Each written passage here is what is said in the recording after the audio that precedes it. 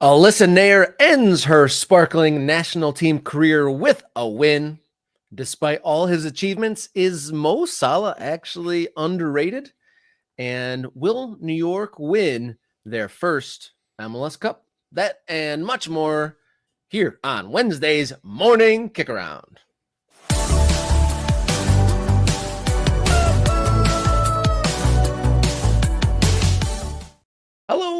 Hello, and welcome into Morning Kickaround, where we cover the world's favorite game from the world's most entertaining country, coming to you live each Monday, Wednesday, and Friday morning.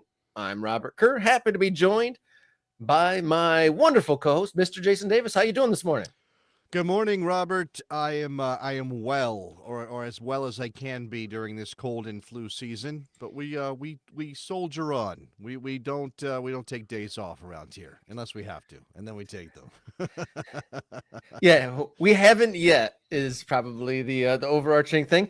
But I did hear a lot of sickness over Thanksgiving. The worst. Have you ever gotten sick on your exact vacation time, and you're Of well enough to course. get back to work once you're done? Yeah, isn't that the worst? It's like everything just slams into you right at that moment when you're supposed to not be working and you're supposed to just be enjoying yourself. But whatever. I'm glad I'm here. I'm glad I'm able to talk, and the voice is strong, and we have lots to cover.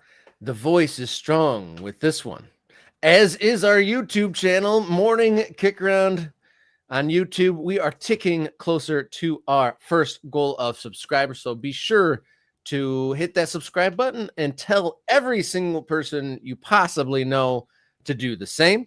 Please. Contact the show and follow along on social media, Kickround on X, Instagram, and Blue Sky. We had our very first skeet as a show last night. It was We a did. Tuesday night skeeting, We and skeeted on a Tuesday. it I was a hope people well-received skeet understand too. why that's funny. I hope people get why that's funny. But if you're not on Blue Sky, maybe it goes over your head. It's okay. It's okay. Go find out what's going on over there. Also, be sure if you want to get a hold of the show, we got some get to know your district ideas brewing, as well as just maybe just opening the network to the MK Ultras. Write us a letter, write us a note, or an email, morningkickaround@gmail.com. You ready for some long balls there, Jason? Let's do it. All right, let's roll.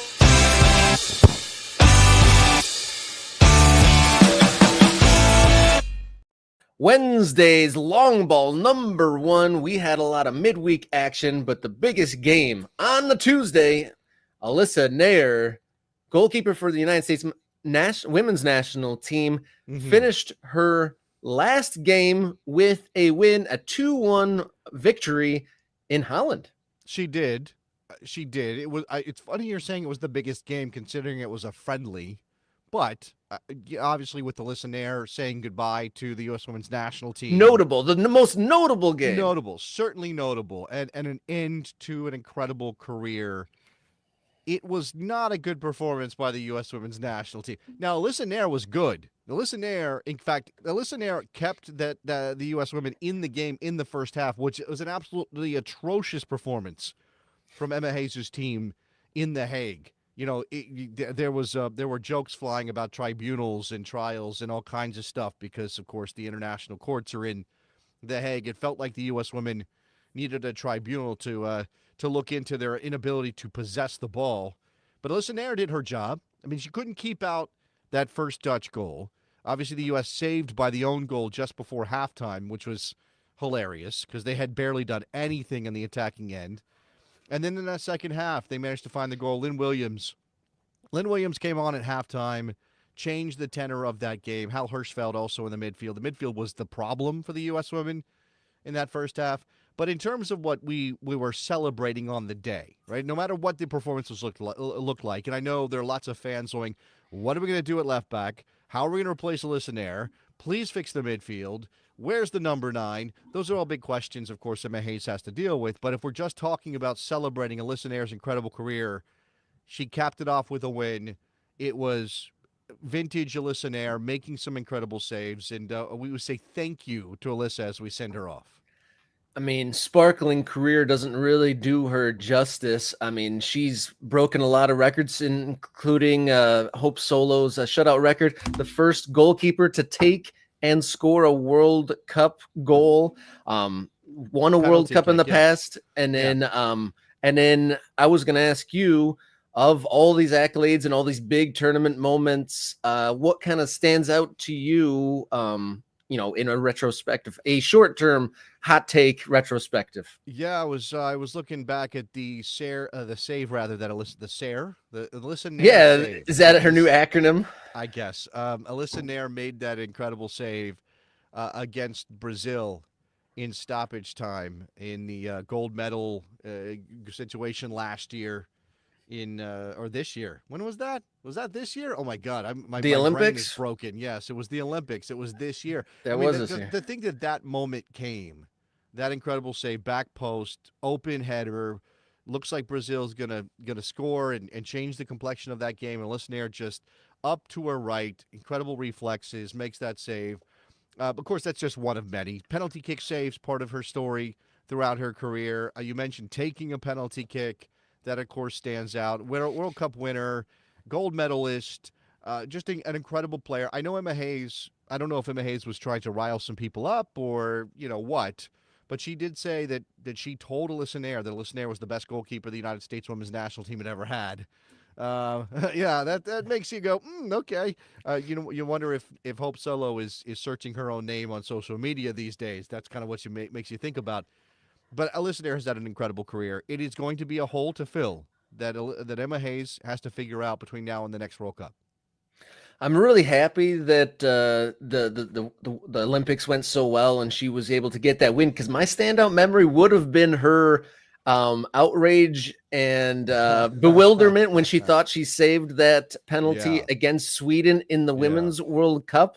I mean, that was one of the closest margins I've ever seen on goal line technology, and it still wasn't all that convincing. She claims she saved it, so I'm very happy that she went out a winner. In the big tournaments. Obviously, yesterday is nice, but that Olympics win really was the kind of the cap on the career. I'd think. yeah, And it's nice yeah, to see that she went out there and it wasn't like we won in was it 18 or 19 and then slumped. So she went out as a big time winner. It is wild to think that do you consider her better than Hope Solo? Because I'm guessing that's what that was yeah. alluding to. Yeah, I mean, I don't think Emma Hayes she didn't evoke Hope Solo's name, but clearly, if we're talking about a battle for the best goalkeeper the U.S. women have ever had, it's between Hope Solo and somebody else. Hope Solo has held that title for a long time. She is a Hall of Famer, and Alyssa Naeher will be a Hall of Famer too. I think Alyssa Naeher had a lot of things. She was maybe a more well-rounded goalkeeper than Hope Solo in certain ways, distribution, things like that. Hope Solo was an incredible shot stopper, right? And by the way, since you mentioned the Sweden goal, this is what I found. This is how close it was. That's what they said was a goal. That Sweden one that Alyssa Naeher claims she saved. Look at how close that is via the goal line That's the technology. closest thing I've ever seen. I mean, Incredible. I mean, we're talking about a millimeter, if that. Right? they're That is saying that there was a gap between the ball and the line there. what gap? There's no gap. What is this? No, come on. No, of course. Look, I don't want to be a prisoner of recency bias. I think Hope Solo was probably better. I think she was as messy as she was off the field. I think she was a better goalkeeper. Yeah, she was never really beaten for pace or that high hard shot, which can happen a lot in the women's game. And she could cover. She's had the stature and the athleticism to cover the entirety of the goal in a way that a lot of goalkeepers don't. And yeah, just that pure shot stopping ability. I don't recall her ever really being beaten for pace. But Alyssa Naeher, I mean, is there a debutante waiting in the wings? I know Hayes has thrown in a couple other goalkeepers, or is that just Yeah. like too hard of a question? No, I don't think there is a clear answer right now. Casey Murphy, maybe, but she wasn't in this team for this trip. I think I've seen people who are keeping a closer watch on the up and coming group of goalkeepers who are saying have names, but I'm not one to tell you who's in the pipeline. Like I don't know who's up next. And I think it's a little scary at this moment if you're a U.S. Women's National Team fan. It doesn't really matter in big ways until 2027 in the next World Cup. But man, it is not a good feeling because U.S. men have been going through this. Well, we've got a bunch of keepers, but they're not all. None of them are really that great. And here is Naeher, who's been such a rock for the U.S. women. She's exiting on her own terms, as she is allowed to do, but it leaves the U.S. women looking for a replacement. Long ball number 2 here on Wednesday. Plenty of midweek league action across the pond. League leaders Liverpool are back in action against Newcastle this afternoon. And Mo Salah does not have a contract still, just over 3 weeks away. He's led the team and continues to lead the team in goals and assists. Despite all this, is Mo Salah an underrated player? I don't know. This feels like some Liverpool fan conspiracy theory, Rob. Like I feel like you're walking me into something simply because you, as a Liverpool fan, want to push a narrative. Is that what we're dealing with here? Okay, well, he's never had below 23 goals in a season, and has never finished How above is fifth, he? and he's never finished above fifth in Ballon d'Or Okay. voting. Okay, so you're saying this is all about Ballon d'Or, that he deserves more Ballon d'Or love. Is that what's going on here, That is Mo a Salah? measure of, soccer popularity over in that side of the world, Popularity. Well, that's and different than him rating. being. Is it though? I mean, we're okay. You could have a beef with the Ballon d'Or voters that they have not given Mo Salah more love, but I think that if you just flat out say, well, he's never had fewer than 23 goals in a Premier League season, and he's never finished higher than fifth in the Ballon d'Or voting, then you are stripping that issue of the Ballon d'Or voting. You're stripping it of the context of what other players did in those seasons in which Mo Salah was beaten out for those votes, right? So you have to consider who did he lose to, and who won, and who finished fourth and third, and why were they higher than Mo Salah. I don't know. I guess because I am a close watcher of the game and because I respect him, I don't think of him as underrated. I mean, Uristash here in the chat, not underrated, world class, at his peak, one of the best players in the world. I think most people view him that way. But Nate is saying it's not Salah, it's Liverpool. Is that an issue? Do you think Liverpool gets disrespected when it comes to things like the Ballon d'Or and recognition of their players? I mean, was it heavy metal football kind of skewed perception of how good these players are? I mean, Virgil van Dijk, you could make an argument that he's deserved more Ballon d'Or love during his Liverpool run than Mo Salah, and yet I don't hear you arguing Virgil van Dijk is underrated. Well, that goes to the basis of awards generally don't go to defenders. How many defenders have ever Sure, really won sure. it? But I, we just had a defensive midfielder win the award from a team just down the road. yeah, and look how upset everybody got about that. No, I'm not upset. Who's upset about Rodri winning? People are upset about Rodri. Come on, that's not The true. the, the, the Vinny Jr. usual is upset. the usual winners are Real upset. Madrid is upset, but that's not the same. I don't know. That's okay. I'm just pondering what kind of mix of victimization is happening here maybe with Liverpool. I don't know. It is interesting though. I've never really pondered the idea that Mo Salah does not get the love he deserves, or that maybe Liverpool is the victim of a lack of respect for whatever reason you could argue.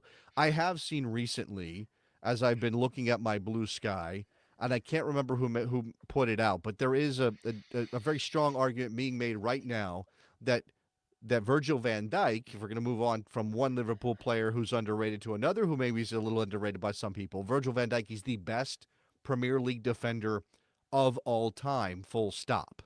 Right? And there are certainly some people who watched those United teams in the 90s, who watched people like John Terry play, who watched people like Rio Ferdinand play, I mean, I'm missing a bunch of names, but there are people who watch those players play who would go, what? Virgil van Dijk's the best Premier League defender of all time? But the numbers actually back a lot of that up. So, are we saying that Mo Salah is in the same boat where Mo Salah has been better than his reputation, even as he's been recognized as a major driver of Liverpool's success in the Klopp era, and has certainly been thought of as Liverpool's most important player for most of those years. Yeah, are you saying that so Salah is a system guy, or the perception is that he might be a system guy? He just that quarterback that's just slinging No, it around the mid-table conference that's team, not. and People aren't doing that, are they? People no, aren't no, doing no. that. Yeah, but I mean, when you list off Look, the if top players in the world, how many times is Salah the second, third name out of your mouth? that's that's a good point. You're right. It's been a lot of Mbappe, a lot of Vinny Jr. I think even now people are like, "Oh, Lamine Yamal's ready to climb above all of those guys." And where is Mo Salah? Yeah, you know what? I might buy this now. You might have convinced me here on Morning Kick Around that Mo Salah is somehow underrated, even if I don't think of him that way. I wonder if not for the Sergio Ramos tackle, if we're talking about a different kind of timeline with Mo Salah. I mean, just saying. I mean, that definitely took him out of that game and set him back quite a bit. He was injured for quite a while after that, and I saw a Just replay that's of that. the Seeing that biggest Sergio Ramos takedown, it still like gets the under my biggest skin more than stage anything. in world football. It's the biggest stage in world football, and Mo Salah was Liverpool's most important player on the attacking end of the field, and he didn't get to impact that game the way that you wanted him to. So there it is. That's a question. Yeah, and in the chat, Nate says Salah would have won 3-4 times if he was a Madrid player. What do you think? I mean, definitely Yeah. the Madrid, Barcelona, those sort of teams. Definitely, like there's some gravity there with Okay. awards and whatnot. But here's that thing. We can't do this thing where we take a player out of the place he's thriving in, drop him into another team, and assume it's going to be the same. And even True. Salah is a good example of that. Chelsea going to Italy, finally finding his feet and getting his level at Liverpool. And maybe it was the system. Maybe it was Klopp. Maybe it was Merseyside. Maybe it was the Premier League at that level or that age for him maturing into that. I don't, that's the thing. I don't know any of that. If you drop Mo Salah into Real Madrid, does he have the same kind of seasons that he had at Liverpool? Does he have the same kind of season that say a Vinny Jr. did last year? Maybe. I want to say yes because I think he's been that good, but it's not 100% sure. Chris in the chat says John Terry for best defender in the Premier League. End I of know. discussion. I know. We can't People even are have a saying conversation about it. Virgil van Dijk, but Chris is in here caping for John Terry. I don't know. It's a debate. So Salah is not the only one that basically goes into free agency in January. The tower and defense Van Dyke and the Mercurial and wonderfully talented Trent Alexander-Arnold are in the same boat. Yeah. If you had, I don't even, who really knows how this is going to play out within Liverpool nerd circles? They think that at least two of these contracts are done, but they wanted to drum up the excitement for like a Christmas time announcement. I'm not sure if I buy that.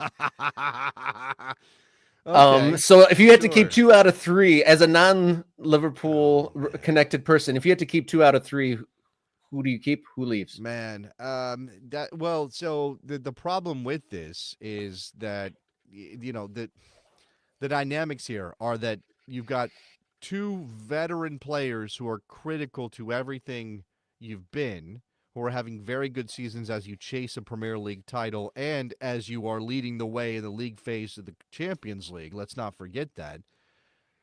Those players are plus 30 in a way that is scary for a lot of teams. And Liverpool has been pretty strong in their principles on this. It's why there's a question around Salah with all this publicity and him saying, I haven't heard anything. I'm frustrated. The links to PSG. Now there's the report that he's willing to take a 1-year contract. All this stuff. I mean, if it hasn't gotten done, then the reason it hasn't gotten done is because Liverpool is like, how much can we commit to a player who is now 32 years old? And by the end of this contract that he wants, he's going to be 35. It's just not good business generally. Now, Mo Salah is playing at a level that makes you think, well, just sign the guy. Like, what are you talking about here? And the fans, the emotions of it are clearly sign the guy. I think Virgil van Dijk as a center back is in a bit of a different situation, right? You can imagine that even at 33, 34, 35, he can still play at a very high level. The money involved is part of the question, surely, but there is reason to think a center back is a better investment than an attacking player who needs those wheels. And if they start to fall off, Salah can't be as effective. Trent Alexander-Arnold is 26. He's got years left in his prime. He's the one you would think, sign that guy. Why would you even question it? Sign him. And yet, I think if I'm doing 2 out of 3, I'm doing Van Dijk and Salah, Rob. I think I am. I'm not saying it'd be easy to replace Trent Alexander-Arnold at his level, but they have players that have stepped up at times to play in his position, and it's been okay. I think you let him walk. Yeah, Trent Alexander-Arnold has turned into like an awesome, player when he's available. He's not necessarily the backbone or the vertebrae or the core DNA that those other two players are. Salah leads the team in goals and assists and has done just about, I think, every year since he's been on the team there, or top when Mane was there. And then Van Dijk is the rock at the back, and he's been consistently fit. It's been a rotating cast next to him, but he's always been there. And there's a notable, dip when he's not. Alexander-Arnold is a nice addition, but I think they survive without him. Long ball number 3 here on Wednesday. We are just a few days away from MLS Cup 2024 in Los Angeles. According to Online Talking, tickets started at $400 online. Would you say that price point is a good or a bad thing? I mean, in comparison, the Super Bowl, another one-off championship game, obviously, $8,600 is the starting point there. A little cheaper. I mean, look, we remember we went through the whole Messi panic. Every time Messi played away, tickets would hit the secondary market and they'd be listed at $1,000 and people would go nuts. Or even the MLS teams themselves selling directly would sell those tickets, jack up those prices because Messi was coming in town, and you can get a premium, right? Mm-hmm. This is supply and demand. That's what this is, right? I mean, this is economics 101. This is kind of how it works. And I don't know. I mean, I think obviously it's Los Angeles, so there's something to be said for that. This is the Galaxy's return to the final. You were saying that today, is it today? The final, Saturday's final is 10 years to the day since they won their last MLS Cup. Saturday's final is 10 years to the day. I was at that game. I was a much younger man, a little bit less gray in the beard. I was in overflow with the press, so I was not in the press box. That's another thing. Some of these seats are going to get taken by media who want to cover this game, and hopefully the Galaxy MLS is in control, but hopefully the MLS is giving access to a lot of people who want to be there to cover this game. It's a final. I don't know that I worry too much. I mean, obviously the supporters who have been there for the whole season in that Galaxy Inn, the Galaxians and Angel City Brigade. I'm trying to remember all my supporters groups for the LA Galaxy. All of the Riot Squad. Shout out to the Riot Squad. I hope they all have, the same access they always get. I'm sure they are. I'm sure that's all part of the deal.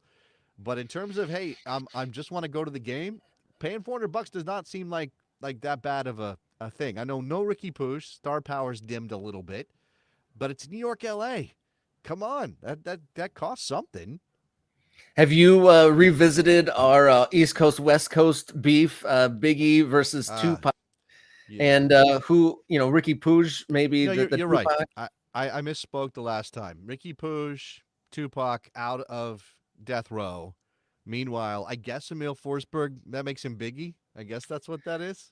Or maybe his family is Biggie. We might have to ask our next guest, Mark Fishkin, if that works. Emil Forsberg is as Biggie Smalls. I don't know if it fits. And I definitely don't want to reference, the leader of Bad Boy on this show or anywhere else if we can avoid it. No, I think we have to move on from this metaphor.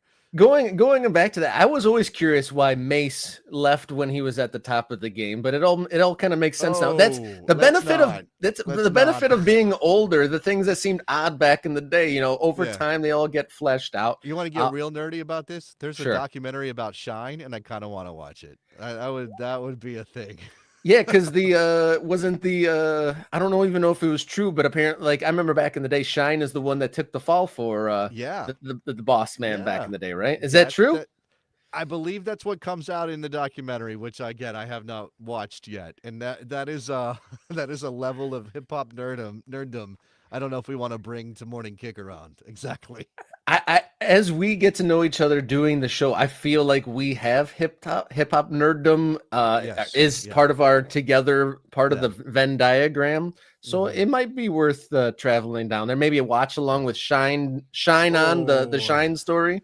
yeah, Um, that could be a thing. I don't know. We'll come up. We'll do late '90s, early 2000s rappers as soccer players, or the other way around. Before we which move on from which too crews, far which from the teams? MLS Cup final in this context, there is reports coming out that Don Garber getting an extension. Do you put a lot of credence? Has he deserved it? Is this what we're going to hear at the State of the League speech? Do you think? Yeah, Paul Tenorio reporting a couple hours ago that the Board of Governors has voted to extend Don Garber's contract through 2027. He had a deal through the 2023 season. I'm not sure how he was working this year, but obviously stayed on. I think this is just a look. He deserves a lot of credit for where the league is a decade, 2 decades plus, 2.5 decades on from him taking it, right? And obviously, there's a lot of sort of built up credit for how he managed the league through the most difficult time, which is right after 9/11, going to 2002, folding the Florida teams, keeping the competition alive. But I'm one of those people who thinks it's time for a different voice, right? It's time for somebody else. It's time for a new face. That it gets stale. It's just like with coaches. Eventually, the message starts to get stale. He splits opinion, right? He has done some things, said some things, pushed the league in some directions that has bothered a lot of people, both pro MLS fans and sort of the anti MLS brigade that are obviously, they're rabble rousing for things like pro rel or the for a world of American soccer in which MLS is not so dominant and looking to gobble up every single bit of the marketplace, which seems to be the thing when you've got MLS Next Pro and all this other stuff happening. Rob, I have a lot of respect for Don Garber, but again, there's enough here to think he's holding back MLS in some ways, and isn't necessarily the voice you want leading the league into the next era post 2026. Yeah, I'm curious if Don will address MLS Next Pro. Wasn't quite sure when they formed that. It was kind of an odd launch, but more and more teams are getting added, and I'm kind of hearing rumors of more teams being added. Do you think They're that that's going to doing lead to? I guess that if that does become a thing, I don't want this to be a step along American soccer being like a minor league system a la baseball or Well, hockey. that's the thing, right? Right. And my grand theory of American soccer and how we are so often league based and league forward rather than club forward. That's exactly what this is, right? Major League Soccer is a business, and then everything flows from the decisions that MLS makes as a business, which is again why Don Garber has inflamed so many passions with what he's done or what he's said, right? Because let's keep in mind that he works at the behest of the owners. Now, he has a large voice in that room and he can help dictate league direction through his arguments about how the league should grow, but ultimately it comes down to the owners voting as a unit or as a majority to do things to push the league in different directions. It does feel as though that sort of all-encompassing NFL mindset is antithetical on some level to how soccer has worked. Soccer as a game that is for the people, by the people, those kind of things. Now, I think it's worth pointing out that without sort of a business first mindset, without some of the things and the protections the league had in place in order to get it through those rough times, we don't have an MLS. And if we don't have an MLS at this level, maybe we don't have a USL championship that's thriving or a USL League One. It's hard to know, right? We can't go back in time and check out, hey, if we did this thing, what would happen? What would be different, right? We don't know those things. all we have is the evidence at hand, and it leads a lot of open questions about whether or not MLS could be in an even better place, or whether American soccer could be healthier, especially down the pyramid, if MLS wasn't so intent on dominating the market. Yeah, that conversation will continue, no doubt. Like and subscribe here to Morning Kick Around. We are one step closer towards that goal here with just a couple more subscribers. Follow us along on social media at MKickaround on X, Instagram, and now Blue Sky. Let's take a breath, take a sip, and come right back with today's hot topic.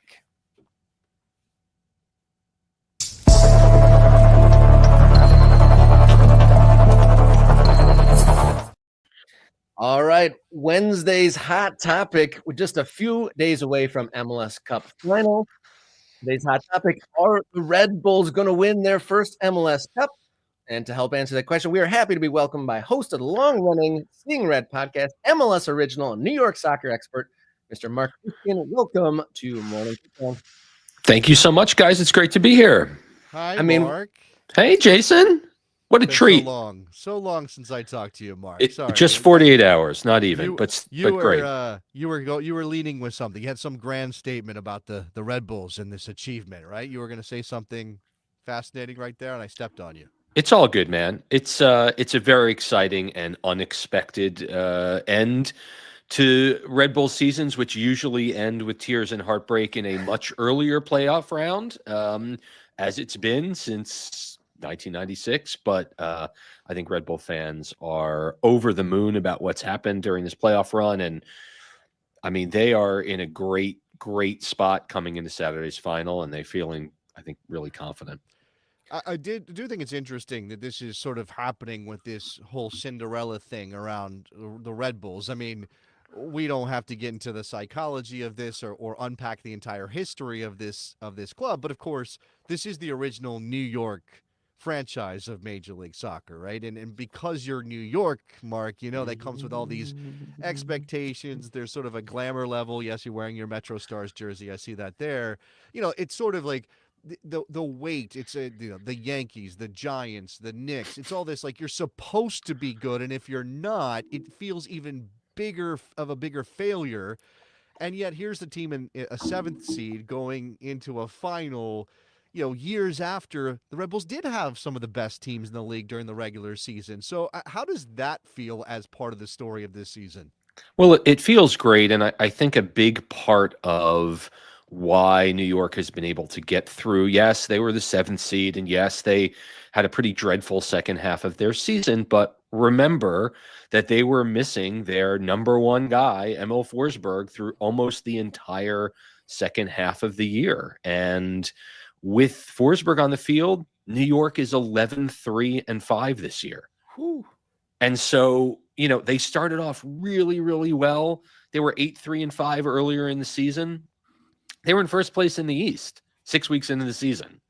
And then, perhaps to the surprise of no one, after Forsberg came back from a Swedish international window with a lower leg injury, I mean, the team just kind of floundered, but they had leveraged that quick start to stay up in the home field spots till very, very late in the season.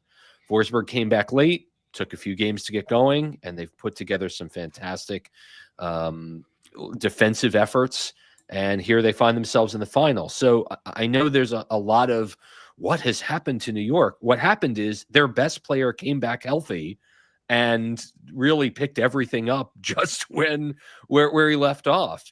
In terms of your note about New York and big teams and big players, I mean, the Shield era for the club, which was 2013 to 2018, the team won the Supporters Shield 3 times. They won the East 2 more times during that stretch, and that was start off with the Henri Cahill years and move forward to the Bradley Wright Phillips and Sasha Kljestan years. And those teams always entered the playoffs with a massive, massive weight of expectation on them, especially as the calendar years went by and this OG team was one of the few left not to win MLS Cup. And this team has none of that. There is no expectation on them. This is a great ride. I recall speaking with Sasha Kljestan after the 2017 failure when they came up 1 goal short in Toronto after taking them, the best team in MLS history in the regular season to that time, to the brink.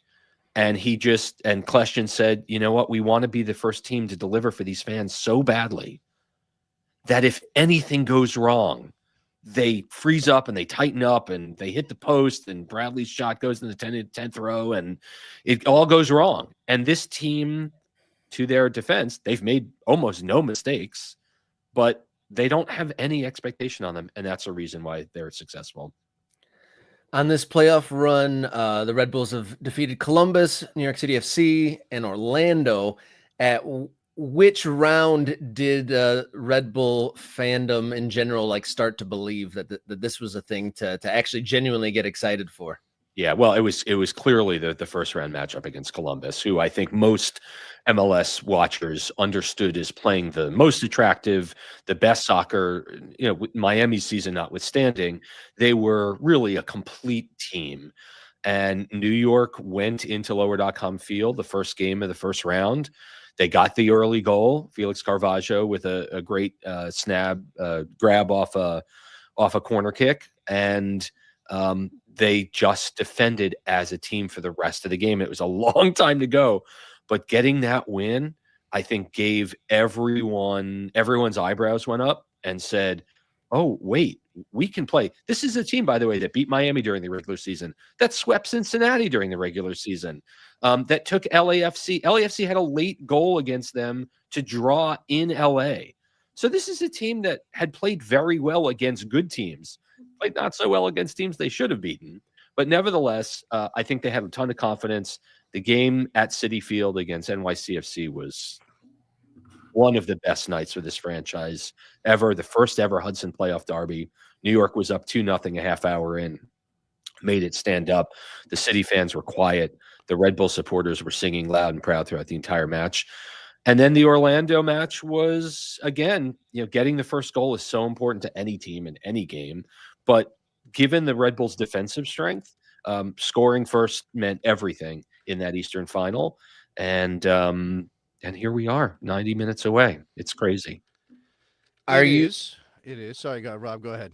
No, you go for it, Jason. No, I wanted to ask about the Ricky Puig factor. Obviously, this is a big blow for the Galaxy to lose him after the semifinal or the conference final win over Seattle. And in this kind of weird, inverse, perverse kind of way, it's like, well, that's maybe not great for the Red Bulls because while Ricky Puig is very good, Mark, his way of playing sort of plays into the Red Bull style and sort of what they want to do to win the ball back, to do the things they do on the attacking end.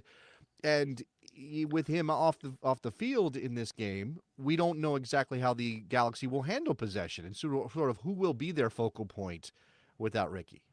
I'm sorry, Jason, but you can't convince me that not having Ricky Puig on the field will somehow benefit LA. I mean, okay. the man. No. Not that it will benefit LA, but just that it makes it a little bit more complicated for the Red Bulls. I think. I don't think. I mean, unless Greg Vanney decides that they are going to be a completely different team for this final, given all the attacking talent that they have. And I don't think he's going to do that. I mean, and to be clear, LA Galaxy is the favorite in this match. They should be. They're playing at home. They scored, 20 more goals than the Red Bulls did during the regular season. They still have Gabriel Peck, and they still have Paintzel, and they still have a host of offensive weapons. So just because Puig isn't in the game doesn't mean that LA won't do what LA does. I mean, for Vanney to turn this team completely on his head and play a different style of soccer, I think would be a challenge for them as much as it would be for New York. You said, and I've heard you say before, that getting the first goal is so hugely important for this side. And through this playoff run, the Red Bulls have managed to get that first goal more often than not, or if not every time. If LA does manage to get that first goal, do the Red Bulls have that comeback ability? Yeah, I mean, I think they do. They did come back actually in the game 2 against Columbus. They conceded first at home. took a 2-1 lead in game 2 against Columbus at Red Bull Arena, and then conceded late and won that game in penalty kicks. So, I mean, I think the answer is yes, they can. It obviously doesn't help much, but remember, you've still got Lewis Morgan on this team that scored 13 times this season. You've got a Dante Van Zier who finally is showing the reason why that he was brought into this team. I mean, the goals and the play have been dictated by the DPs for most of these playoffs. And so it won't be a death knell for them, right? If LA scores in the first 10 minutes, it's not, what's on ESPN 8 the Ocho. But I think that it'll be a tougher road to climb, and New York will obviously have to come out and be a little more attacking minded, and that would be a challenge. I mean, I wouldn't favor them if they go down in the first half in this game. I think LA would be much more likely to go and get that second. But, stranger things have happened. Like I said, they went down early to Columbus at home and were able to come back and get it done. Mark, a couple players who maybe will go missing from attention, but shouldn't as a factor in a knockout game, were the goalkeepers. Now, John McCarthy's been a hero in an MLS Cup final before. He's got some experience here. But Carlos Coronel is a very good goalkeeper that I think people kind of forget about in this league, and he's been massive during the playoff run. Who do you think has the edge there? Well, John McCarthy famously stoned the Red Bulls against the Philadelphia Union in the Open Cup. That is a core negative memory for Red Bull fans seeing John McCarthy. But yeah, I mean, Carlos Coronel, his form kind of started off okay, dipped really hard in the later stages of the season, and has come back really strong. Coronel was the starting Paraguayan national team keeper for a lot of the last year and a half, and something happened, whether it was a new coach or a bad step. He lost his starting spot. And I think he's really used his time back at Red Bulls to illustrate primarily to his national team goalkeeper that the national team coach, that he is should be number one on that team. So he's been lights out over the last few games down the stretch. This team took a 5-1 home loss in a September Hudson Derby match. It was the worst home loss in the series for New York, and I'm absolutely convinced that without getting beaten so badly at home, they wouldn't be here playing for a title. It was a real wake-up call. Coronel himself had a horrible distribution that was just picked off by a City attacker and converted into the net.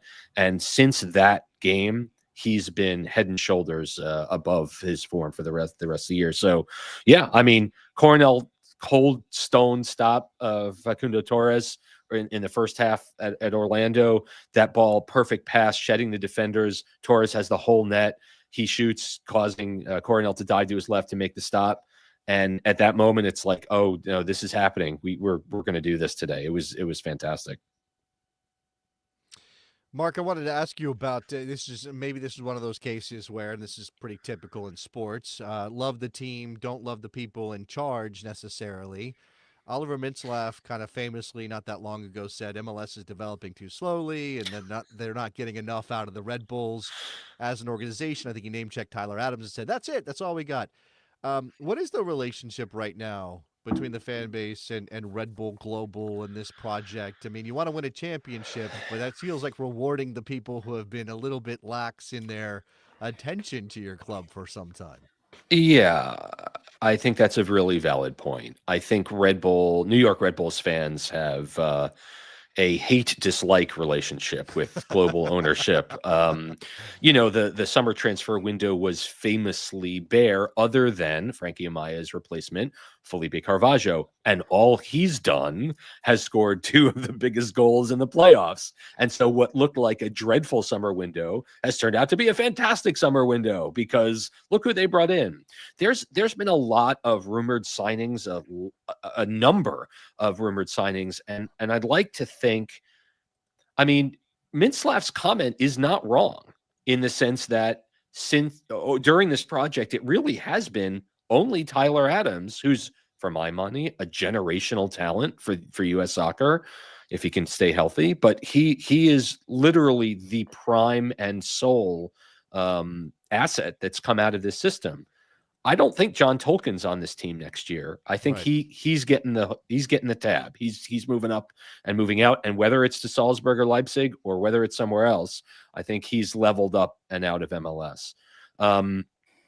A lot of that has to do, I think, with perhaps New York's own focus on young players. I mean, look who's on the team now, and I'll make this somewhat brief, right?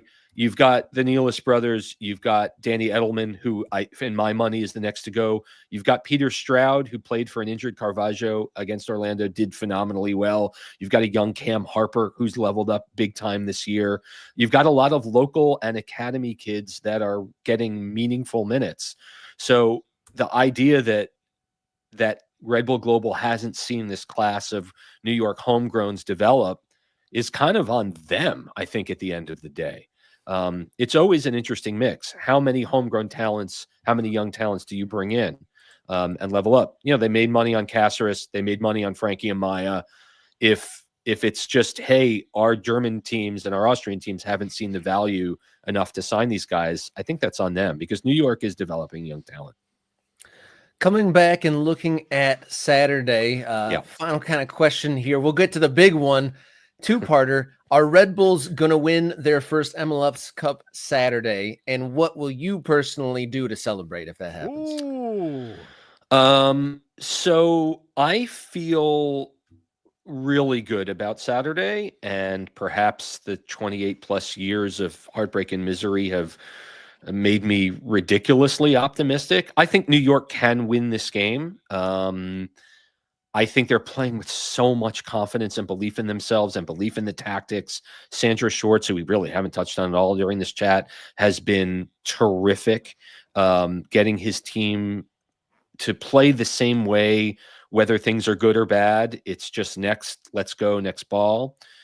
I think they can do it. I to get me to say they will do it, I'm recording my podcast tonight, and we'll learn what comes out of there then. I anticipate there will be a lot of crying like a baby and hugging longtime friends who have suffered from the early days in Giant Stadium, playing on a midweek in front of 4,000 fans, or the folks that were at Red Bull Arena when management decided to make a 1 o'clock start on a Wednesday in July where it was 100 degrees. That GM was fired 3 days later when Thierry Henry said, "What the hell are we doing?" So yeah, I will be in Carson. I will be in with the supporters in the second deck. 700 supporters. I think 400 to 500 season ticket holders, and the entire Red Bulls front office will be there. I think it's going to, if it happens, it'll be the out-of-body experience that we've all been hoping for almost 3 decades. I had brown hair at one point watching this team. I do. You probably have the details. I was going to look them up. Okay, Yeah. Here it is. This is what Tom Bogert said. Mark, you probably know. Yes, That the front office bought 700 tickets for the supporters group for the Red Bulls to go, offering a $300 travel reimbursement to help with flight and lodging. That's pretty great. That's pretty great. It's great, and full season ticket holders who are not members of supporters groups can go for free, can go to the game for free without the travel benefit. I mean, say what you want about the Red Bulls fans and supporters relationship with the front office, but this is a major solid, given I heard you guys talking earlier about the price of tickets to this game. Yeah. It's significant, and it's hundreds and hundreds and hundreds of dollars to be in the house. And that, I think, will only get more expensive as you get closer to game time. So yeah, I mean, say what you want about, boy, this FO stinks, but this is a major move by the team to do right by its most loyal fans and supporters. Sounds like a grand weekend out and possibly a historic one. And you mentioned recording your MLS Cup final preview podcast tonight. Where can folks find that? Yeah, we're at Seeing Red NY on just about any platform you get, including here on YouTube. And we've been doing it for 15 years. We're going to have Steve Cangelosi of MLS Season Pass on tonight, as well as Josh Gessman of Corner of the Galaxy, another OG podcaster from way back in the day, as Jason knows. And thanks for having me, guys. This is a great little show, and I look forward to it growing, and maybe we can do this again when I'm sobered up. There you go. Mark Fishkin, Seeing It Red podcast, possibly in tears on Saturday. Thank you so much for joining us here on Morning Kickaround. Viewers, thank you for tuning in. Like and subscribe to Morning Kickaround channel. Follow us along on social media at mkickaround on the X, Instagram, and the Blue Sky. We're going to take a breath and switch it up, come back with something different on the Culture Wars here on Morning Kickaround.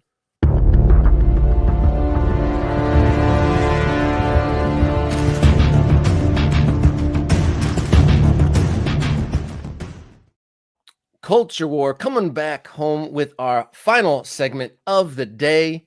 Is the Leagues Cup over as we know it, Jason?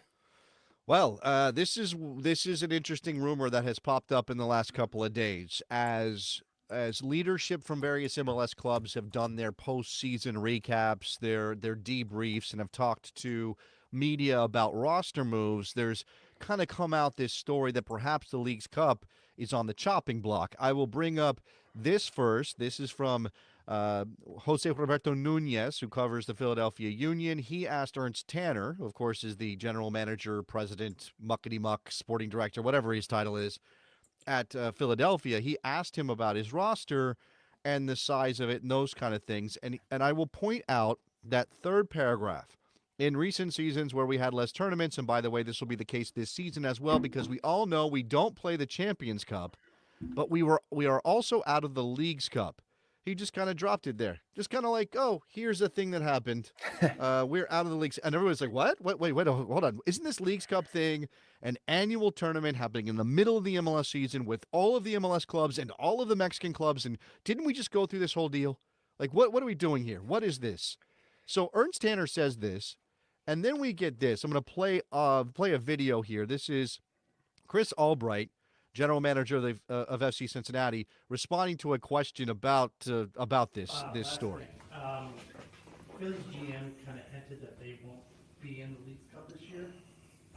Is there any indication that you guys have about whether you are going to be in Leagues Cup or even the Open Cup? Ernst spilled the beans? Yeah. That's what you're saying? Yeah, no. I'm going to remain quiet on that. I won't take the bait. That's it. That's all he said. He said No one pushed him much harder than that, eh? But he said, Ernst spilled the beans. That sounds like confirmation to me from Chris Albright that changes are coming. Because if there were no beans to spill, why would Chris Albright say Ernst spilled the beans? It sounds as though something is happening. And if you are very online the way that I am, you may have seen a story from Hudson River Blue that covers NYCFC, where they picked up on all of this, on the original comments from Ernst Tanner on what Chris Albright had to say in response to a question about the Leagues Cup, and basically connected this to a couple things. One is Liga MX is getting a bunch of new investment, including some from the NFL, that may change their financial place. And in fact, I think Sportico has a story that said something like they're pondering Leagues Cup 2.0. That was in the story from Sportico about the new investment in Liga MX from the NFL and whoever else this investment firm is. Then there's the issue of switching the calendar, which we know has come out as a possibility for Major League Soccer post-2026 World Cup. If you change the calendar, when do you do Leagues Cup, Rob? Do you know when that might work? I mean, I guess January could be a thing, but is that what the league really wants to do?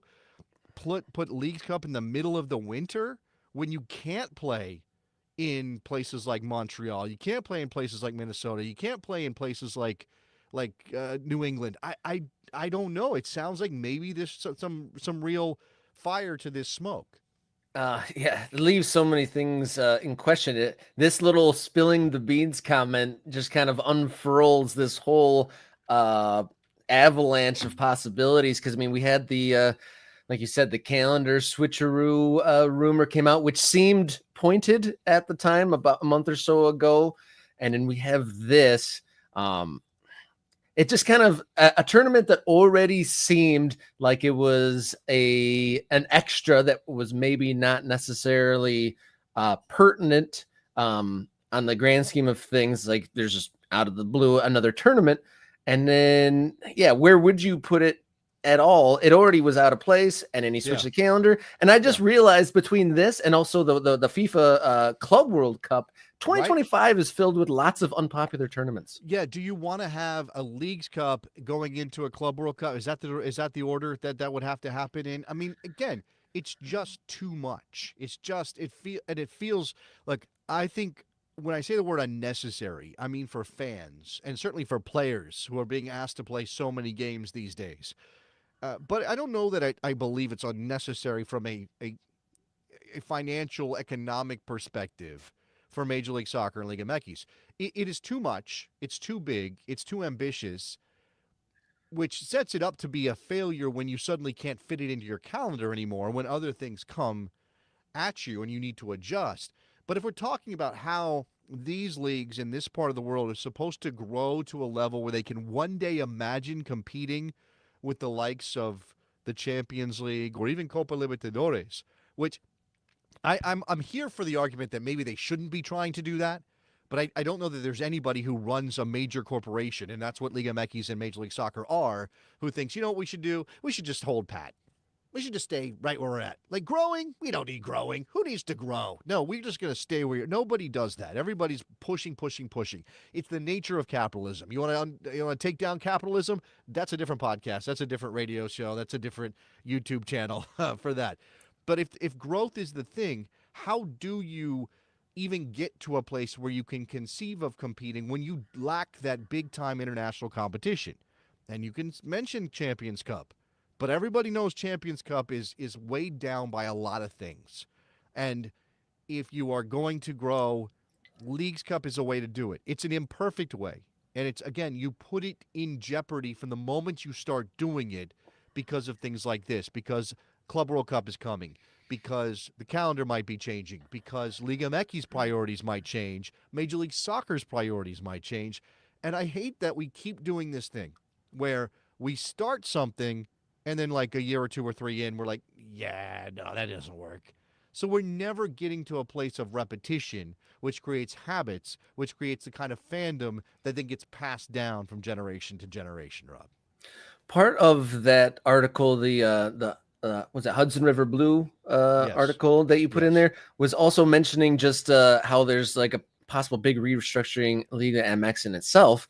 And I was saying they changed things significantly in Mexico a few years ago. And I'm kind of curious, we should get an avid follower of it. Has Mexican soccer improved since they stopped Pro Rel south of the border? I mean, the national team, you wouldn't say are in a good spot. And MLS teams have become more competitive in the competitions where they cross over. It just leads me to that question is like, is there any, they said at the time it was a temporary, like an experimental stop to promotion relegation. I'm assuming that's like tolling on a highway. Like you don't come back from that. Yeah, that is an interesting question. I'm not steeped in the thinking around that right now in Liga MX. I mean, I was following that story pretty closely. I mean, clearly that's an issue of we don't at the time, and remember that there are lots of multi-club ownership situations in Liga MX or multiple, which is really weird. And I mean, Major League Soccer got away from this a while ago, and I was glad to see it end, because it felt like anti-competitive stuff to have multiple owner or multiple clubs owned by the same people.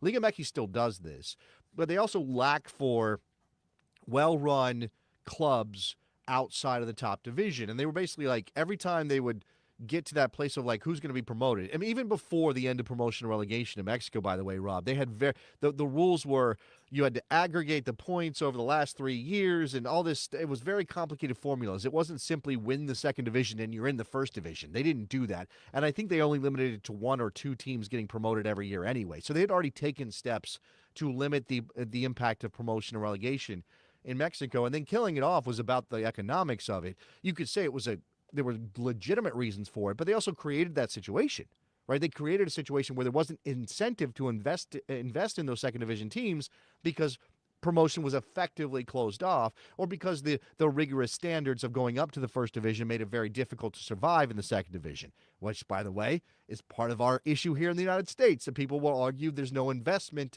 in the second division, or there is no incentive, rather, for some of these clubs to be more ambitious because of the lack of promotion and relegation. I think Liga MX is definitely in a place where they don't know yet what they want to be, and that's been true for a long time. I remain somebody who believes Liga MX underperforms relative to the strength of soccer in Mexico. It should be a much better league. It should be much, and yes, they win CONCACAF Champions Cup every time, almost. Yeah, that's a measure of something. But again, this is all about these people in charge, whether it's the owners of Major League Soccer and Don Garber, or the owners in Mexico and the TV companies, saying, how do we compete more? How do we make more? How do we grow? And it leaves every possibility open. But then you walk down cul-de-sacs and realize you got to turn around and go the other way because it didn't work. So to round off this topic, is the Leagues Cup over as we know it? Do you want it to be over? Do you want it to fit in anywhere if the calendar changes, if it stays the same? Where do you want it to be poked in, if at all? No, I think I'd rather it be over. I mean, again, I hate that it was started and it's going to die. It's not that I love the competition. I'm just tired of half-assing some of these things, right? And it's true about the playoff format in Major League Soccer. It's true about a lot of things. Obviously, the Open Cup is part of this conversation. And Nate is saying, does no League Cup mean MLS returns to the Open Cup? I sure as hell hope so. That thing's got history. That thing's been on repeat. We shouldn't be messing with that. That was already there. That was the other casualty of the League Cup plan. Is, Major League Soccer has an excuse to pull some of its teams out of the Open Cup and strong arms U.S. Soccer into that situation. I don't like Leagues Cup as a concept. I don't like the format. I don't like the interruption to the MLS regular season. I don't like a lot of things about it. I hate that it's dying only because we keep doing this over and over again. And in 2 or 3 years, it'll be something else. And then that will be, oh, well, that's not working 4 years in. Ugh, okay, well, kill that off too. And again, we talked about Don Garber getting his contract extension. We talked about the push for MLS to control everything. And remember, Don Garber is just an agent of the owners, right? He's not making those decisions. He's simply the mouthpiece, the face of the organization. But as Luke is saying, U.S. Soccer doesn't generate anywhere near as much cash. Unfortunately, Major League Soccer doesn't get that cash. U.S. Soccer does. And if this is about control, Major League Soccer keeps doing these things to create. It's why FIFA is expanding the Club World Cup, because they see the money UEFA gets out of the Champions League and they want their piece of the club pie. And they created a whole new competition to try to eat up some of that money. And it's just, it sickens me and everybody else who cares about this game, because when you are doing things in service of chasing that cash, it leaves the competitions to suffer. We shall see if we hear any more about this at the weekend. Don Garber's State of the League address and lots of media swirling around MLS Cup final. We shall see how this story progresses. Follow us along and give us a subscribe on the Morning Kickaround YouTube channel. Follow along on social media, Kickaround on X, Instagram, and now Blue Sky. Anything to depart? Do you think that this morning's been thoroughly kicked around? I think we've kicked it around this morning. We get Friday to talk MLS Cup and make our predictions and be very wrong about all of that. So I'm looking forward to that. Let's call this one done and kicked. One more comment to shout out earlier in the show. Chris K. Don Garber, worst commissioner since Sergeant Slaughter. Wow. That's a big statement. All right. Don't even know what to say to that. I'm done. Sergeant Slaughter. Go ahead. All right. Wednesday morning's been kicked. Enjoy afternoon soccer if you're able to sneak that at the office. And until next time, everybody, enjoy your soccer.